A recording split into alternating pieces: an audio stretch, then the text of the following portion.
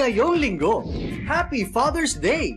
Father and son tandem sa photography, hindi lang pang pamilya, pang negosyo pa. Kilalanin din natin ang The Other Father na naging matagumpay sa negosyong pabango at entertainment. Rekomendado rin namin ang Resto na bed and breakfast ang konsepto para ipagdaos ang araw ng mga tatay. Tutukan ang matagumpay na paglunsad ng bagong produkto na pampaputi at pampalambot ng balat. Kakaibang fashion boutique sa forma at ganda, bonggang-bongga. At tampok ang dating bank manager. Ngayon, sa airbrush makeup naman ang kinakareer. Swak na swak! Partner, hindi ka masyadong mahilig sa makeup, ano?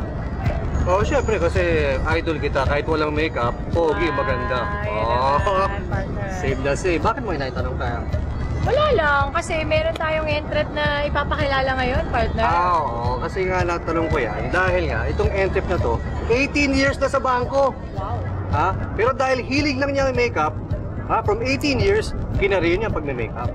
Yun, partner, airbrush diva ang tawag sa kanya, partner, dahil tsinaga niyang pag-aralan ang pag-makeup using airbrush. Astig yan, partner. Na-try mo na ba yan? Halata bang hindi? Hindi. Pero kung na-makeupan ka na, astig yan dahil it takes precision tsaka tsaga, yung steadiness ng kamay mo, partner. Iba talaga yan. Eto, kabuhayan niya na yan ngayon. Sa kahit anong okasyon, lalo na kung kasal ang pag-uusapan, hindi pwedeng mawala ang pagme-makeup. Hanggang ngayon ay marami pa rin ang tradisyonal na estilo ng pagme-makeup gamit ay brush.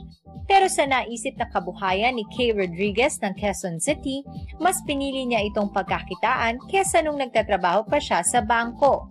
Pagkaalis ko sa bangko, nag-aral ako. Siyempre, from banking, ang layo dito sa beauty industry. Importante na meron kang basic foundation. So, nag-aral ako. I went to Hollywood. I went to New York. Nag-masters ako. And then, nag-masters din ako sa UP ng salon management because kailangan malaman mo kung paano mag-handle ng sarili negosyo mo. Katapos kong mag-aral, nag-isip ako ng career pathing ko on makeup industry na syempre being a late player in the makeup industry, iniisip ko, paano ba ako makakasabay doon sa mga dati na may mga salon? Tapos ngayon papasok ako, paano ako makakapag-compete sa kanila? Sa airbrush makeup, kinarir ito ni Kay. Actually, napakatagal na ng airbrush makeup sa ibang bansa. Pero dito sa Philippines, for the last 5 years, tsaka pa lang siya nag-start. Pero ginagamit ito mostly sa film and TV, especially kung marami yung mini-makeupan mo, ini-airbrush mo siya. Longer lasting kasi siya. And especially sa mga red carpet moments like wedding, debut, diyan napaka-effective ng airbrush makeup because ito ngayon ang tinatawag nila na revolution in makeup. So this is the makeup for the digital age. May kalakihan ang puhunan sa airbrush. Pero ang posibleng balik naman ito ay siguradong swak na kita lalo na sa mahilig mag-makeup. Kumpara sa traditional, mas mataas siya ng konti. So, pag nag-aral ka ng airbrushing, mas magiging maganda yung return ng investment mo because you can charge higher. Because highly skilled itong service na to. And then the quality of the makeup that you are using for your clients are also special makeup. May 3 klase pala ng airbrush. Merong alcohol-based na ginagamit para sa mga prosthetics. Tumatagal yan ng 3 araw, pero hindi yan ginagamit sa mukha. Meron tayong tinatawag na water-based. Yung water-based, since water yung composition niya, hindi siya magtatagal. Ibig sabihin, pag pinawisan ka, naiyak ka, or outdoor shoot, or even yung shoot mo sa tubig, mabubura yung makeup mo, magka-crack. Unlike ang silicone-based, meron siyang natural properties that it locks in the moisture of the skin. Plus, it stays for more than 18 hours without retouch. Kasi hindi nagka-crack yung makeup mo.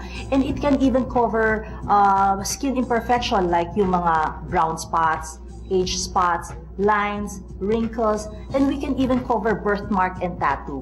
Walang branch itong si Kay at dito lamang sa kanyang bakuran na isasagawa ang pag-makeup gamit ang airbrush o kaya naman ay home service. Since galing ako sa ibang industriya, so syempre naninigurado ako nung nagsisimula ako sa career ko. Iniisip ko na itong pagiging makeup artist, hindi kailangan ng napakalaking investment. Kasi hindi mo kailangan kumuha ng pwesto sa labas. Kung meron kang space lang sa bahay mo, na pwede kang mag-receive ng mga clients mo, pwede kang magsimula ng ganitong negosyo. Bagamat swak naman ang naisip niyang kabuhayan, ay hindi ito sinasarili ni Kay. Bagkus ay tinuturo pa niya ang airbrush makeup para sa mga aspiring makeup artists na gustong matuto ng airbrush. Nagtuturo ako dito sa studio ko para mas maraming kababayan natin ang matuto ng airbrush makeup. Pangkabuhayan to. So kahit na nagtatrabaho ka sa salon o nagsisimula ka pa lang na maging makeup artist, pwede kang mag-offer ng ganitong service provided meron kang proper training. Kasi may mga technique din siya, highly skilled din siya. So, kung gusto mo mas maging effective sa client mo, kailangan aralin mo yung technology na ito.